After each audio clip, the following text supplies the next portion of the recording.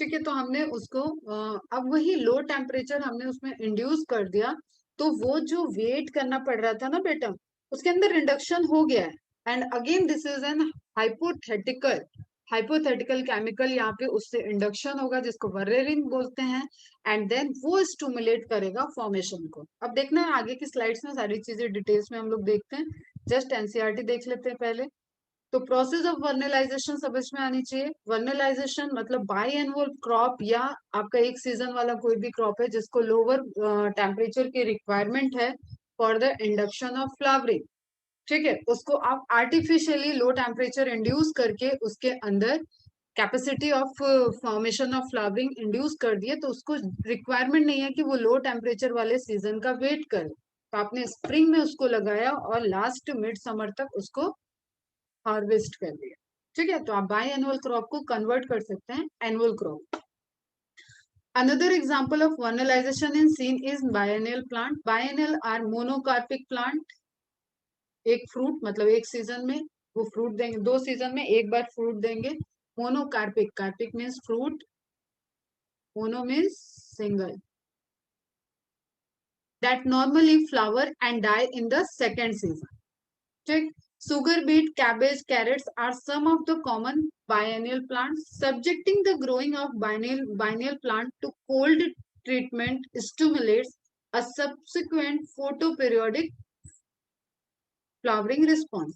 ठीक है, आपने लाइट का इफेक्ट देखा कि फ्लावरिंग में क्या रिस्पॉन्स है, प्लस आप टेम्परेचर का इफेक्ट देख रहे हो। तो लाइट के इफेक्ट में भी आप शॉर्ट डे को जब लॉन्ग डे ड्यूरेशन में समर में आप उसको शॉर्ट डे करना चाह रहे हो, आप आर्टिफिशियल डार्कनेस कर दो तो वो शॉर्ट डे प्लांट में कन्वर्ट हो जाएगा।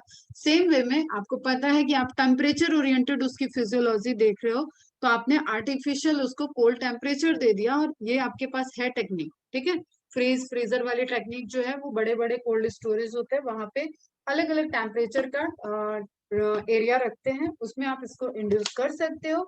एंड एट द रिजल्ट वहां पे फ्लावरिंग का इंडक्शन आ जाएगा और उसका वेजिटेटिव से जो आपको क्रॉप को मेंटेन करना पड़ रहा था फील्ड में, वो टाइम रिड्यूस हो जाएगा, वेजिटेटिव से रिप्रोडक्टिव फेज फास्ट आ जाएगा। And it does not depend on the environmental lower temperature. ठीक है, लोअर टेम्परेचर के लिए अब इन्वायरमेंट का वेट नहीं कर रहा है, वो आपने इंड्यूस कर दिया उसमें। ठीक, ये तो हो गई आपकी एनसीईआरटी की बात। बियॉन्ड द एनसीईआरटी आते हैं थोड़ा इसको समझने के लिए, क्योंकि एनसीईआरटी से कुछ नहीं समझ में आया आई नो। चलो, रशियन एग्रोनॉमिस्ट, एग्रीकल्चर में वर्क करने वाले को बोल देते हैं agronomist, Lysenko. Lysenko coined the term vernalization. Important point है, वेरी वेरी इंपॉर्टेंट नहीं है but important. Chlorate has defined it as the acquisition or acceleration of the ability to flower by chilling treatment. आपने उसको cold temperature का treatment दे दिया, that is the chilling treatment, और उससे आप एक्सलरेट कर रहे हो ability to flower. Vegetative phase वाले के ही टाइम में आपने एक्सेलरेट कर दिया उसमें रिप्रोडक्टिव फेज लाने के लिए, तो आपने उसको फास्ट कर दिया ना बेटा। और इस चीज को आने में 30 साल लग गए। ठीक है, the low temperature required for flowering was first notice, और ये पहली बार नोटिस तो 1857 में ही हो चुका था। 1856 की क्रांति पढ़ते ना अपन, उससे याद रखना 1857 में ये नोटिस हो चुका था, बट ये सारे वर्क नहीं हुए थे। While working with winter varieties of cereals such as wheat, barley, oat and dry. ये वर्क इसलिए इजी था क्योंकि व्हीट की और बार्ली वगैरह की हमें दो स्पीसीज बहुत ब्रॉडली दिखती है, एक स्प्रिंग सीजन वाली और एक वीट अपनी जो विंटर सीजन वाली है। मतलब Indian crop and Russian side की क्रॉप जो होती है वो दूसरी अलग अलग वेराइटी, अरे अलग अलग सीजन में इंड्यूस होने वाली फ्लावरिंग को शो करते हैं। तो जो चीज नेचुरली हो रहा है बेटा, तो अब साइंटिस्ट बैठेंगे बातें करेंगे तो बातें करेंगे ना ऐसे, अरे हमारे यहाँ तो गेहूं गर्मी में हो जाता है, इंडिया वाला बोलेगा अरे हमारे यहाँ तो गेहूं ठंड में लगता है और गर्मी में कटता है। तो भाई मतलब हम दोनों की वैरायटी अलग चल रही है, हमारा तो लो टेम्परेचर पे हो जाता है, हमारा नॉर्मल एक ही सीजन में क्रॉप हो जा रहा है। ठीक है बेटा, तो इस तरीके के डिस्कशन ऑलरेडी थे, बट वो क्यों हो रहा है, कैसे हो रहा है, इन सब चीजों के लिए साइंटिस्ट को टाइम लग गया जानने में। तो वर्नलाइजेशन क्या है? Vernalization is simply a factor of flowering which stimulated by the low temperature in winter crops. ठीक है, low temperature naturally winter crop में आप जो इंडक्शन हो रहा है लो टेम्परेचर से, दैट इज वर्नलाइजेशन. तो अब आता है कि साइट ऑफ वर्नलाइजेशन. जैसे फाइटोक्रोम आपका कहाँ प्रेजेंट था, उसी तरीके से साइट ऑफ वर्नलाइजेशन इस लो टेम्परेचर को सेंस कौन कर रहा है, वो कौन सा पोर्शन है प्लांट का जो स्टिमुलेट कर रहा है वर्नलाइजेशन को. ठीक है, the stimulus of vernalization is perceived only by the meristematic cells such as shoot tip, embryo tip, root apex and developing leave. जो जो ग्रोइंग वाले पोर्शन है वहां वहां पे वर्नलाइजेशन का जो टेम्परेचर का इफेक्ट है वो सेंस हो सकता है. ठीक है, मैच्योर पार्ट में नहीं होगा, डेवलपिंग पार्ट में होगा. डेवलपिंग में आपका सीड में, जैसे मैंने बोला तुम्हें. अब देखो तुम, जब हम कोल्ड स्टोरेज में बात कर रहे हैं रखने की, तो हम ये नहीं कह रहे हैं कि प्लांट को रख दिया. अभी तक मैंने ये नहीं बोला कि प्लांट को ले गए, वेजिटेटिव ग्रोथ, सीड लगाया आपने, सीड से वेजिटेटिव ग्रोथ कर चुका प्लांट है. प्लांट है भैया, प्लांट को लैंड में से निकालो, फील्ड से, ये फील्ड में आ जाएगा तो यहाँ से थोड़ी आप उठा के ले जाओगे. फील्ड से निकालो और ले जाओ इसको कोल्ड स्टोरेज में, इसको चिलिंग ट्रीटमेंट दो और फिर इसको बाहर ले आओ. Is it? कैसा लग रहा है ये सुनने में? डाइजेस्ट हो रहा है? पेड़ ही उखाड़ के घुमाते रहेंगे हम, पैसा नहीं होता है. तो हमें पता है, देखो ये एम्ब्रियो टिप जो ये बात कर रहा है मेरिस्टेमेटिक जोन का, तो हमने क्या किया, इम्बिप्शन मेथड याद रखो. सीड सीड को शोक किया, इम्बिप्शन हुआ, सीड की डॉर्मेंसी को ब्रेक किया, breaking of dormancy of seed, जो नेक्स्ट टॉपिक है, ब्रेकिंग द सीड डॉर्मेंसी. ये सब नेचुरल हो रहा है, यहां तक हम नेचर में है. ठीक है, breaking the dormancy. And then आपका ये एम्ब्रियो टिप, अब एम्ब्रियो वहां पे develop, meristematic activity, sorry, metabolic activity start हो गई आपके एम्ब्रियो में. डॉर्मेंसी ब्रेक हो चुकी है बेटा, मेटाबॉलिक एक्टिव. एंड देन अब आपका शूट टिप, मतलब embryonic development, shoot tip, root tip, ये स्टार्ट हो गया. क्लियर? तो एक अर्ली ग्रो, सीड डॉर्मेंट, ये आपका कौन सा फेज आ गया, seed germination. Shoot tip root tip तक भी नहीं जानना है. सीड जर्मिनेशन के टाइम आपने उसको नेचुरली इन्वायरमेंटली उसमें उसके अंदर इम्बिप्शन की प्रोसेस करा ली, उसको एक्टिवेट करा दिया, उसके जिबरेलिन को एक्टिवेट करा दिया, उसके एब्सिसिक एसिड हार्मोन के इफेक्ट को लो कर दिया, कम कर दिया, डिस्ट्रॉय कर दिया. एंड उसके अब इंडक्शन करा दिया उसमें. इसको ले गए हम कोल्ड स्टोरेज में, सीड को ले गए, पूरे ग्रुप ऑफ सीड हमने 10 किलो सीड ले लिया, उसको हमने चिलिंग ट्रीटमेंट दे दिया है. अब ऐसा नहीं कि वो डायरेक्ट रिप्रोडक्टिव फेज में जाएगा, भैया सिस्टम वही चलेगा. यही बच्चों को कंफ्यूजन होता है. चिलिंग ट्रीटमेंट दिया तो उसके बाद ऐसा नहीं कि यहाँ पे फ्लावरिंग हो जाएगा. ठीक है, डायरेक्ट फ्लावरिंग में नहीं आएगा, लेकिन वो फ्लावरिंग को इंड्यूस कर दिया गया है उसके अंदर, उसके जीन में, उसके कंपोजिशन में वो इंडक्शन हो चुका है. अब वो वेजिटेटिव ग्रोथ करेगा एंड फ्लावरिंग फास्ट करेगा. ये पीरियड आपने कम कर दिया, जिसके लिए उसको नेचुरली डिपेंड होना था कि लो टेम्परेचर वाला टाइम आए, सीजन आए, तब वो प्रोसेस होगा. वो लो टेम्परेचर वाला इंडक्शन हमने उसके सीड जर्मिनेशन वाले स्टेज में कर दिया है. ठीक, अब वो नेचुरली जाएगा, अपना वेजिटेटिव ग्रोथ करेगा एंड देन रिप्रोडक्टिव करेगा. चलो वापस आ जाते हैं. तो साइट ऑफ वर्नलाइजेशन, वो पोर्शन जहाँ पे वर्नलिन का फॉर्मेशन रिपोर्टेड हो रहा है. अभी अगेन ये हाइपोथेटिकल है कि केमिकल ऐसा कुछ फॉर्म हो रहा है, लेकिन प्रोसेस नोन है. ठीक है, तो 1857 से अभी तक ये थोड़ा सा रिसर्च में ही चल रहा है. Meristematic cells such as shoot tip, embryo tip, root apex, developing leaves, यहाँ पे वर्नलाइजेशन होता है. Requirement of vernalization very very important. Low temperature for the induction of flowering. बार बार बोल रही हूँ, सीड भी रखा है तो फ्लावरिंग का इंडक्शन किया गया उस टाइम. फ्लावर बनेगा नहीं, लेकिन फ्लावरिंग के इंडक्शन के लिए जो चिलिंग ट्रीटमेंट चाहिए था उस वेजिटेटिव फेज में, एक वेजिटेटिव प्लांट को वो हमने सीड स्टेज में दे दिया है. जैसे जेनेटिक इंजीनियरिंग में मैं बहुत कुछ ऐसी चीज बताऊंगी जो तुम्हें डाइजेस्ट नहीं होगा बेटा. ठीक है, जब अभी रिसर्च ये चल रही है कि ह्यूमन के अंदर हम फोटोसिंथेटिक पिगमेंट डाल के खड़ा करने वाले हैं उसको, कि वो अपना खाना खुद बना ले, धूप में खड़ा हो जाए, चार्ज हो जाए और वापस अपने काम में लग जाए. तो ये सब चीजें तो एडजस्ट करो, थोड़ा सा डाइजेस्ट करो. ठीक है। तो लो टेम्परेचर की रिक्वायरमेंट है वर्नलाइजेशन में। Duration of low temperature treatment from a few hours to a few days. अब ये again species to species vary करेगा।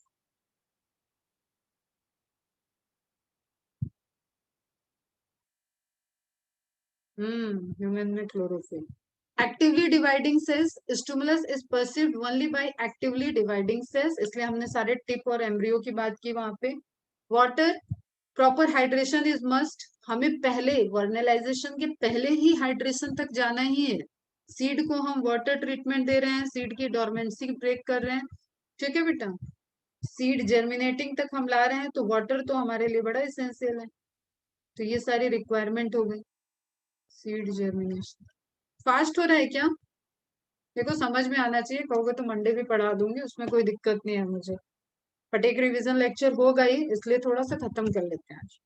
ऑक्सीजन तो चाहिए, अगेन लिविंग है, मेटाबॉलिक एक्टिव है, सेलुलर रेस्पिरेशन चलेगा, ऑक्सीजन चाहिए। Requirement for vernalization, and the stimulation has been named as vernalin, reported by Mackler, but till now it is also not isolated. So that is again hypothetical. Hypothetical. Florigen and vernalin, आपको दोनों ध्यान में रखना है. This is hypothetical. Reported by Mackler. Process of vernalization देख लो एक बार return में. Usually vernalization treatment is given to the germinating seed. Usually, mainly, ठीक है। द सीड्स आर मॉइस्चन, ताकि उसमें इंडक्शन हो जाए, इम्बिप्शन की प्रोसेस हो जाए sufficiently to allow their germination. They are then expose, पहले ये नेचुरल हो रहा है, इसके लिए आपने लो टेम्परेचर पे नहीं रखा है उसको, अदरवाइज वो फिर से नहीं होगा, एक्टिव नहीं होगा। उसकी सीड ब्रेकिंग के, डोरमेंसी ब्रेकिंग के लिए अलग कंडीशन है, तब तक आप नहीं उसको फ्रिज में डाल सकते हो, कभी देखना डाल के, ठीक है। दे आर देन, पानी में डाल के जरा फ्रीज में रखना और देखना स्प्राउट बनता है क्या उसमें। They are then expose to a temperature of 0 4 degree, 0 to 4 degree है, -4 में मत चले जाना, for a few weeks and sown to the field, एंड उसके बाद आप उसको फील्ड में बो देते हो, मतलब बोना, वो लगाना, क्लियर। इंपॉर्टेंस क्या हो गया? It reduces the vegetative period of plant. सबसे बड़ी खुरापात जहां मैं तुम्हें कहानी सुना के एंटर कराई थी कि भाई ये जो दो दो मतलब दो दो सीजन तक आप वेट कर रहे हो, अब ये कहोगे कि मैम तो गेहूं इस तरीके से उगाया क्यों नहीं जा रहा है?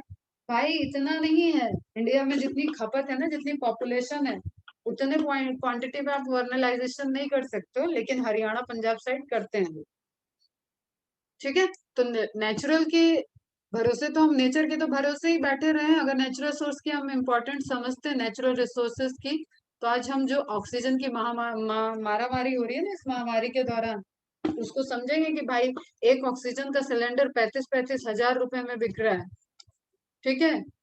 25 हजार 35 हजार, जिसके पास पैसा है वो तो भाई घर के घर में खरीद के रख लिया, अभी कोई बीमार भी नहीं है तो भी ब्लैक में खरीद के रख ले रहे हैं लोग, इतना डर जा रहे हैं, ठीक है। तो वो ऑक्सीजन हमें फ्रीली अवेलेबल है, तो हम प्लांट की कीमत नहीं समझते हैं। तो बेसिक लेसन है, सब लाइफ लेसन है, समझ में नहीं आता, जब उसको भुगतते हैं तो फिर थोड़ा सा समझ में आता है। तो वर्नलाइजेशन बेसिकली क्या कर रहा है? Reduces the vegetative period of plant, क्योंकि हमें वेजिटेटिव पार्ट से कोई मतलब नहीं था, फटाफट हम चाहते हैं कि उसमें फ्लावरिंग हो जाए, फटाफट फ्लावरिंग होगी तो अब तो वो क्रॉप क्रॉप फील्ड में ही फ्लावरिंग कर रहा है। देखो ये सीड के बाद ग्रो करके उसको इंडक्शन करके उसको फील्ड में लगा दिया गया लास्ट पॉइंट में, एंड देन उसकी फ्लावरिंग हुई, लेकिन ये वेजिटेटिव ग्रोथ फास्ट हो गया और फ्लावरिंग में वो जल्दी आ गया और फटाफट हमको क्रॉप दे देगा। कहाँ बायनियल था, 2 सीजन उसमें लग रहा था, अब वो सिंगल सीजन में हमें वो क्रॉप मिल जा रही। ये है importance of vernalization. It prepares the plant for flowering. Vernalization is beneficial in reducing the period between germination and flowering, and that is hidden here, vegetative growth. Seed germination और flowering के बीच में क्या होगा मेरे बच्चों? वेजिटेटिव ग्रोथ ही होगा ना, उसके लिए ब्रांच, स्टेम, रूट, यही सब बनेगा। Thus more than one crop can be obtained during a year। अब ये बड़ी अच्छी बात है, एक साल में जो एक क्रॉप मिल रहा था उसको दो दो बार हम लगा ले रहे हैं खेत में, ठीक है। ये अगेन आपका एनसीईआरटी वाला पॉइंट है, हो चुका है कवर। नाउ नेक्स्ट है सीड डोरमेंसी। फर्टिलाइजेशन समझ में आ गया, ये एनसीईआरटी है, पूरी लाइन एनसीईआरटी है। अनदर एग्जांपल मैं पढ़ दी थी तुम लोग, जो लिखा हुआ है, sugar beet, cabbage, carrot are some of the common biennial, subjecting the growing of a biennial plant to a cold treatment stimulate a subsequent photoperiodic flowering response. अच्छा जी, जग रहे हो ना सब, समझ में आ रहा है? लास्ट है इस चैप्टर का seed dormancy. Seed dormancy, seed growth का मेन पोर्शन कवर होगा आपका। रिप्रोडक्शन इन फ्लावरिंग प्लांट में कि सीड का फॉर्मेशन कैसे होता है, वहां पे कवर होगा। यहाँ पे आपको सिंपल सी बात समझनी है कि सीड डोरमेंसी, और जिसको मैंने अब्सिसिक एसिड के साथ ऑलरेडी कवर कर रखा है, तो फटाफट एक रीड करो, थोड़ा थोड़ा समझा? ठीक है बेटा, देखते हैं, एक बार खुद से पढ़ना, अगर फिर भी नहीं आता है तो फिर से रिवीजन क्लास में इस पे फोकस कर लेंगे। नाउ सीड डोरमेंसी क्या कह रही है? There are certain seeds which fail to germinate even when external conditions are favourable. Clear? Such seeds are understood to be undergoing a period of dormancy. एक सीड का natural ये है कि वो तुरंत के तुरंत नेक्स्ट साइकिल में न चला जाए, इसलिए उसमें अंडरगोइंग, एक आप बाहर ऐसा नहीं कह रहे हो कि हाँ हमेशा तूफान तो नहीं चल रहा है, हमेशा बारिश तो नहीं हो रही है, हमेशा धूप तो बहुत तेज नहीं है, ठीक है, टेम्परेचर बहुत हाई नहीं है, फिर वो क्यों नहीं ग्रो कर रहा है? वो इन्वायरमेंटल कंडीशन के अलावा, फेवरेबल कंडीशन के अलावा उसका अपना एक डोरमेंसी का फेज है। क्लियर? इस डोरमेंसी के फेज में उसको हो सकता है कि अनफेवरेबल कंडीशन में जाना पड़े, लेकिन फेवरेबल कंडीशन है तो भी सीड ग्रो नहीं करेगा। मोस्ट ऑफ द सीड्स का यही बिहेवियर होता है कि seeds doesn't अंडरग्रो the seed germination immediately after formation और डिस्पर्सल ऑफ द सीड्स। तो ड्यूरिंग दिस फेज अब वो किस किस तरीके से गया, जैसे मैंने उस दिन एग्जांपल दिया था कि कोई कैटल ने अगर उस सीड को खा लिया है तो वो उसके डाइजेस्टिव सिस्टम से होते हुए मैकेनिकल डाइजेशन उसमें होगा, उसके सीड कोड पे ट्रीटमेंट होगा, एंजाइमेटिक एक्शन होगा, लेकिन फिर भी वो इतना अभी हार्ड उसकी कवरिंग है कि वो उसको डिस्ट्रॉय नहीं करेगा। फिर वो उस कैटल के एक्सक्रीटा में आएगा, एक्सक्रीटा से वो सॉयल में जाएगा, सॉयल से हो सकता है वो विंड में चला जाए, विंड से हो सकता है वो फिर से वाटर में चला जाए, वाटर में नदी में जाके किसी नदी से बह के कहीं और चला जाए। तो सीड डिस्पर्सल का मल्टीपल कहते हैं आयाम है, मल्टीपल डायरेक्शन है कि सीड डिस्पर्सल कहाँ से किधर किधर की साइड चला जाए और उसको उस कैसे कैसे इन्वायरमेंटल कंडीशन से जाना पड़े। तो अब ऐसा तो नहीं कि इन्वायरमेंटल कंडीशन आएगा तब सीड के अंदर डोरमेंसी आएगी, डोरमेंसी पहले आएगी और डोरमेंसी लिविंग प्लांट के अंदर ही बन जाएगी उसकी, एंड वो सीड डिस्पर्स होने के बाद उस डोरमेंसी की वजह से डोमेंट रहेगा कुछ टाइम के लिए, अनटिल कि बहुत फेवरेबल सिचुएशन उसके लिए आ जाए और वो ग्रो करे, मतलब डोरमेंसी उसकी ब्रेक। ठीक है, तो फेवरेबल कंडीशन है तो भी डोरमेंसी, क्योंकि सीड को नहीं पता है भाई कि बाहर क्या इन्वायरमेंटल कंडीशन है। सीड को बनाते वक्त अभी जो नेचुरल फिनोमेना है, जो स्पर्म प्लांट, जो हायर प्लांट्स हैं, वो सीड को डोरमेंसी में भेज के डिस्पर्सल करते हैं। इतनी सी बात समझ में आ गई? दैट्स वाई यहाँ पे एक लाइन लिख दिया हुआ है, even when external condition are favourable, तो भी वो कुछ टाइम के लिए dormant रहेगा। Such seeds are understood to be undergoing a period of dormancy, which is controlled not by the external environment but are under endogenous control, internal control or condition within the seed itself. इसमें आपका main role play कर रहा है abscisic acid. Clear? Impermeable and hard seed coat. ठीक है, क्योंकि environmental condition को sense करने के लिए उसके बीच में एक बैरियर भी लगा हुआ है, इम्परमेबल हार्ड सीड कोट, जो ड्यूरिंग, जैसे मैंने कैटल वाला एग्जांपल दिया तो उसमें मैकेनिकल डाइजेशन हो रहा है, चर्निंग हो रहा है, जैसे सपोर्ट बर्ड्स पढ़ाते वक्त, एव्स पढ़ाते वक्त मैंने बताया था कि चिड़िया हमेशा चुगती क्यों रहती है, चूंगती मतलब कुछ ना कुछ खाएगी, उसके नीचे जो भी वहां पे दाना वाना पड़ेगा उसको, ऐसा तो नहीं कि उतना खाना वो खा रही है, तो वो स्टोर करती है, और मैकेनिकल जो उसका गिजर्ट वाला पोर्शन जहाँ पे डाइजेशन, उसको मैकेनिकल क्रंचिंग करनी है फूड को, इसलिए वो कुछ दाने कुछ पत्थर भी खाती है दानों के साथ ही। ठीक है, एंड देन वो एक्सक्रीटा का पार्ट हो जाता है, तो उसी तरीके से कुछ सीड ऐसे होंगे जो वो नहीं तोड़ पाएगी, वो एक्सक्रीटा का पार्ट हो जाएगा, लेकिन वो सीड एक स्ट्रेस कंडीशन से जा रहा है, उसके ऊपर केमिकल अटैक हो रहा होगा, ठीक है। तो impermeable and hard seed coat जो उसको इस सब में प्रिवेंट करेगा। प्रेजेंस ऑफ केमिकल इनहिबिटर, जिसमें आप एफसीसिक एसिड पढ़ चुके हो, तो such as abscisic acid first ABA, phenolic acid, para ascorbic acid and immature embryos are some of the reason. अब देखो अंदर एम्ब्रियो मैच्योर ही नहीं है, embryo for the seedling for the development of shoot and root system अभी capable ही नहीं है, तो भी उसको सीड को डॉर्मेंसी में रख के अपने एम्ब्रियो को थोड़ा मैच्योर करना होगा, उसको टाइम देना पड़ेगा, ठीक है। Some of the reasons which causes seed dormancy, अब ये जो रीजन दे दिए ना आपको, ये रीजन आपको लाइन बाय लाइन पता होना चाहिए। ये चारों स्टेटमेंट में आकर 3 स्टेटमेंट आके ऑल करेक्ट इस तरीके के ऑप्शन बन सकते हैं, तो मार्क कर लेना इसको। This dormancy however can be overcome, ठीक है। ब्रेकिंग ऑफ डॉर्मेंसी, सबसे राजा कौन इसका, जिब्रेलिक एसिड, सबसे प्रायोरिटी किसको देनी है, internal factor gibberellic acid, clear. Overcome through natural means and various other man made measure. अभी जैसे हम कहें कि भाई हमारी तो चना जो रखा हुआ है हमारे किचन में बॉक्स के अंदर, उसको हम बोले ये तो अपने आप डॉर्मेंसी ब्रेक कर देगा, जरा रखे रहने दो 1 साल 2 साल, उसके बाद उसके घून उसको खा जाएंगे, उसके अंदर पड़ के उसकी डॉर्मेंसी ना ब्रेक होगी। तो उसको मैन मेड मेजर, मतलब उसको पानी में मुझे डालना पड़ेगा तब उसकी डॉर्मेंसी ब्रेक होगी, ठीक है बेटा। अगर वो इन्वायरमेंट में है तो हो सकता है उसकी डेस्टिनी में लिखा था कि वो पानी के आसपास चला जाए, वाटर गिरेगा, रेन हुई, बारिश हुई, नदी के पास चला गया तो वो वहां पे ग्रो कर सकता, clear, can be overcome through natural means and various other man-made measures. For example, the seed coat barrier in some seeds can be broken by mechanical abrasion. Mechanical abrasion, हम उसको कट कर दें, ठीक है, उसके छिलके को हटा दें, यूजिंग नाइफ्स, सैंड पेपर, ये अब एक्सपेरिमेंटल हो गया कि नाइफ से आप उसको हटा रहे हो। सैंड पेपर एक वो देखा तुम लोगों ने, सैंड पेपर समझते हो, बालू पेपर हिंदी में बोलते हैं, जब पेंटिंग वेंटिंग होती है घर में, पॉलिशिंग होती है तो खूब घिसते हैं उससे, धीरे धीरे पाउडरी फॉर्म में दीवार को थोड़ा सा स्मूथ बनाया जाता है, सैंड पेपर।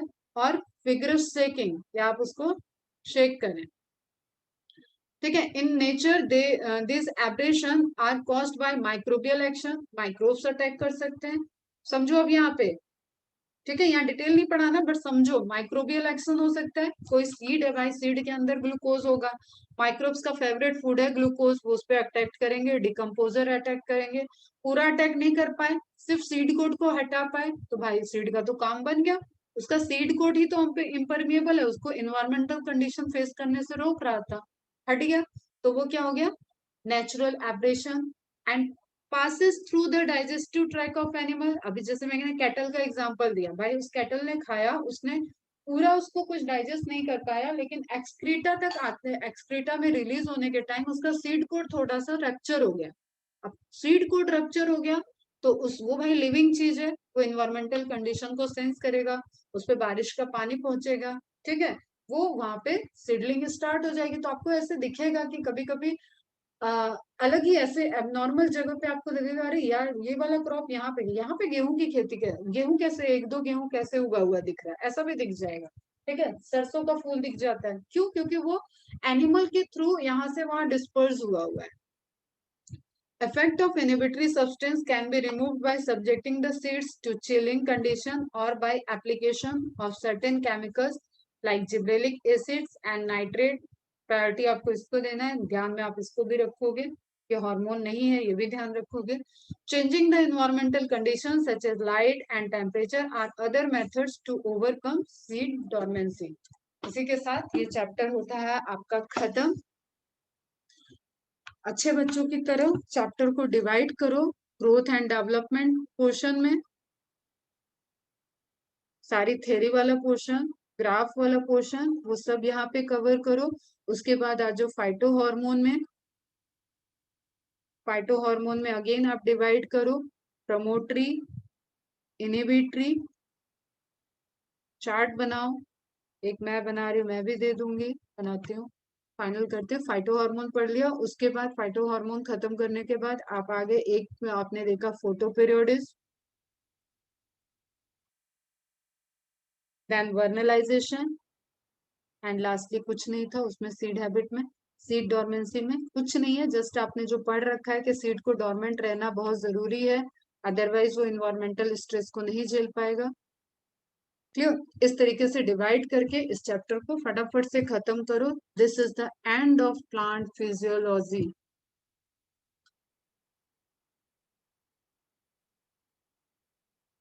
ठीक है, प्लांट फिजियोलॉजी आपका खत्म हो गया।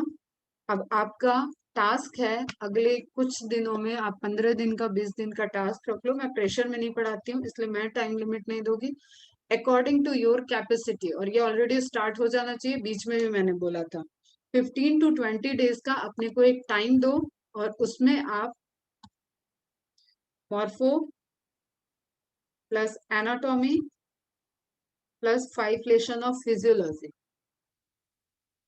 Plant physiology. ठीक है, और इसमें ऐड करना चाहो जब ये हो जाए तो ऐड कर लो प्लांट किंगडम, क्योंकि ये तीनों रिलेटेड हैं आपके एंजियोस्पर्म पे फोकस करते हुए। और प्लांट किंगडम में आपको एल्गी से एंजियोस्पर्म तक पूरा पढ़ना होता है, तो ये आप पढ़ लोगे तो टू गुड है। ये कॉम्बो आपका प्रिपेयर हो जाना चाहिए। और आज है 23 है ना? 23 है, तो आप ये समझ लो कि मैं आपको 20 मई के बाद कभी भी ये फुल पोर्शन टेस्ट अनाउंस कर सकती हूँ, जिसमें आपका plant morpho anatomy plus physiology cover हो रहा होगा एक टेस्ट के अंदर। Is it clear? समझ में आ गया? आज 24 तारीख है, ठीक है। ठीक है, तो 20 मई तक का हम टाइम देते हैं। 20 मई तक इन सारी चीजों को अच्छे से रिवाइज करो, और ये आपका बायोलॉजी का रिवीजन टास्क है, रिवीजन टास्क फॉर बायोलॉजी। और इतना ज्यादा टाइम तो हम कभी देते नहीं है जितना दे रहे हैं, बट आप इसको अच्छे से करो, कमांड होनी चाहिए आपकी। और जिसका हो जाए ये हो गया, तो अगेन उनके पास पढ़ने के लिए सेल है, सेल है, सेल साइकिल है, बायोमोलिक्यूल है, उसको वो पढ़ते रहे, रिवाइज करते रहे, क्वेश्चन सॉल्व करते रहे। क्लियर? और फिर भी हम पैरेलली उसमें स्टार्ट तो पैरेलल आपका चलेगा ही, तो अभी स्ट्रक्चरल एंड ऑर्गेनाइजेशन से स्टार्ट करेंगे एंड देन ह्यूमन फिजियोलॉजी पे एंटर करेंगे। तो इस चैप्टर का रिवीजन लेक्चर होगा वेडनेसडे को। सब ध्यान से सुन लो, रिवीजन लेक्चर वेडनेसडे को। तब तक आपको ये चैप्टर पूरा कंप्लीट करना है। मॉड्यूल के एमसीक्यूज प्लस एक्स्ट्रा एमसीक्यूज भी सॉल्व करने हैं, नोट्स वगैरह सब कंप्लीट होने चाहिए।